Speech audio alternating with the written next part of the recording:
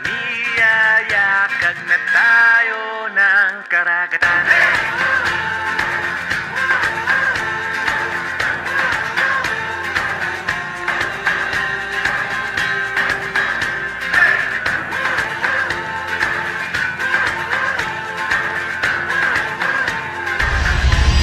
At ito na nga ang unang magiging biyahe natin ngayong summer mula Manila hanggang Batangas. Pinagandaan talaga namin to dahil itong mga nakarang araw lang ay nag-busy na rin talaga tayo sa trabaho. Kaya nag-set na talaga ako ng mismong araw na free tayo. At saktong may na-discover din tayo na napakaganda beach dito sa Batangas. Walang iba kundi ang Manuel Oy Beach Resort.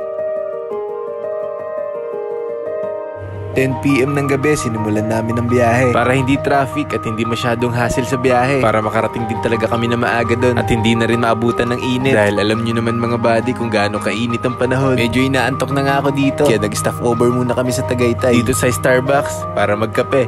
Solid, sobrang lamig dito. Then guys, nag-stop over muna kami dito sa sa Starbucks dito sa Tagaytay. Ayan. So nahit din namin yung gusto namin. Tagal din namin pangarap to kapag Starbucks kami dito sa Tagaytay. Kasi nga pag pumupunta kami dito, lagi na lang puno yung parking. Solid, di ba? Ito yung gusto ko, makapag Starbucks dito. Ayan yung setup namin. Dito namin nilagay yung yung mga pagkain namin. Ayan.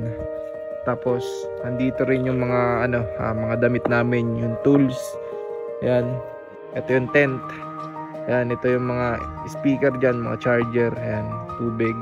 Ito naman yung natin, yung lamesa na affordable yung natutupi.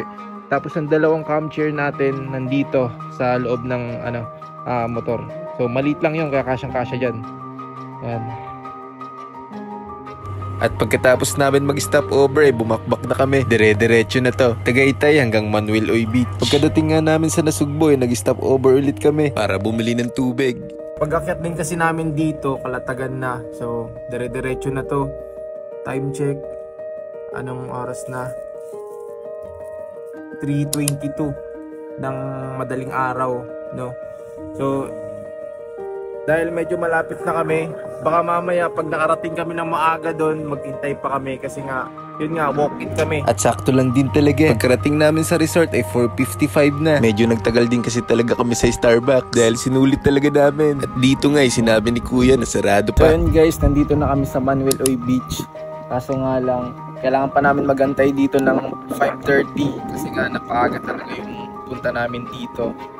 Pero 4:55 na rin naman, so mga ilang oras na rin yung antay namin. Pero may mga sinadjust din naman si Kuya dito na may mga bukas na resort, no? Kaya okay lang Kuya masama ka sa vlog So yun guys, si Kuya nagbabantay dito sa Manuel Oy Beach.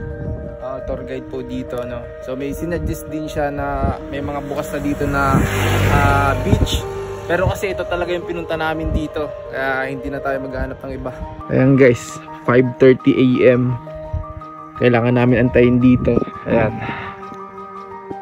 Nandito kami mismo sa entrance. Ayan, sarado pa. Pagkatapos ng paghihintay namin ay pinapasok na kami. Pero bago nga pala kami makapasok sa mismong resort ay nag-register muna kami. 250 pesos para sa day tour at 350 pesos naman kung mag-overnight kayo. At para sa campsite fee naman, prices start at 250. Pero kung wala naman kayong dalang tent, don't worry dahil meron sila dito for only 500 pesos. At pag nandito na kayo sa mismong beach ay dito pwede na kayo maghanap ng pwesto. At sakto din dito ay nakahanap kami ng spot na hindi masyadong matao. Kaya dito ay nilatag na nga namin yung mga gamit namin at tinayo na rin yung tent. Grabe, wala akong masabi sa ganda ng beach na to. Tinayo ko na rin dito yung lamesa, pati yung mga upuan natin dito. At syempre, nagpahinga muna kami at tamang food trip sa baon namin. Ito na nga pala yung setup namin dito. Bagsak din talaga dito si Boss Madam dahil ang sarap talaga matulog dito. Sariwang hangin, tapos ganito pa yung view mo. Dito pa lang sa magandang tanawin ay busog na busog ka na. Napakaganda pa ng buhangin, lalo na yung kulay ng dagat. At pagkatapos din namin magpahinga ay dito ay bumili na kami ng pagkain na pwede namin lutuin. At sakto rin may Alfamart dito. Kaya dito na kami bumili ng tubig at pandagdag food trip. Sa moment na to ay gutom na talaga kami. Kaya nagpasaing na lang kami dito ng kanin. Magkano lang naman yung babayaran nyo. Tapos kami na rin nagluto ng mga ulam. At sa mga magtatanong, wala pong bayad yung lutuan nila dito. Bibili na lang din talaga kayo ng uling na nagkakahalaga ng 50 pesos lang. Ito nga pala yung nabili naming isda, tilapia, dahil wala kaming mahanap na bangus, hotdog at konting gulay lang. At pagkatapos namin magluto ng ulam ay kinuha na namin yung kanin na pinaluto namin. At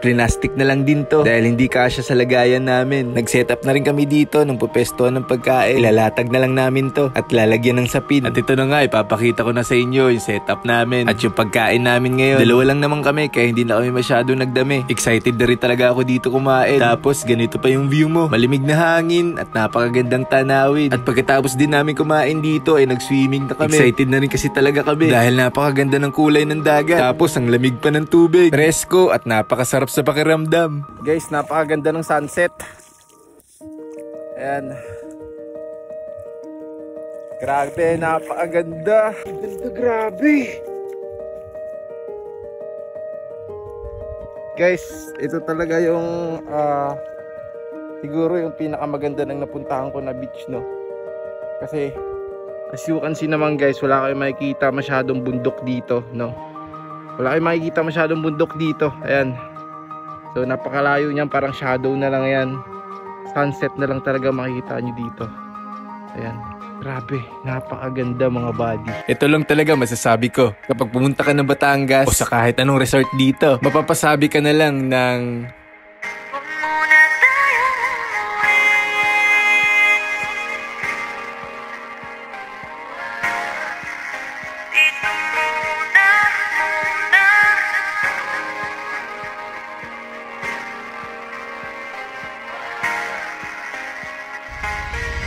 Wait. Gusto ko nga pala muna magpasalamat kay One Click dahil bago kami bumiyahe, siya yung nag-maintenance ng motor ko. At yun na rin yung dahilan kung bakit safe kami nakapunta dito nang walang aberya sa motor. At si One Click na rin talaga nag-aalaga sa motor natin. Kaya sa mga gusto magpa-service, available na po siya anytime. I-message nyo lang po siya sa kanyang Facebook page. Mura na nga, pulido pa gumawa. Budget friendly lang talaga to si One Click. Pero take note lang guys na wala pa siyang pwesto. Naghahanap pa lang siya. At yun na nga yung pinaplano niya na ngayon. Kaya sa mga nagtatanong, pwede rin siya magpo-home service. O kayo na lang mismo yung pupunta sa bahay niya.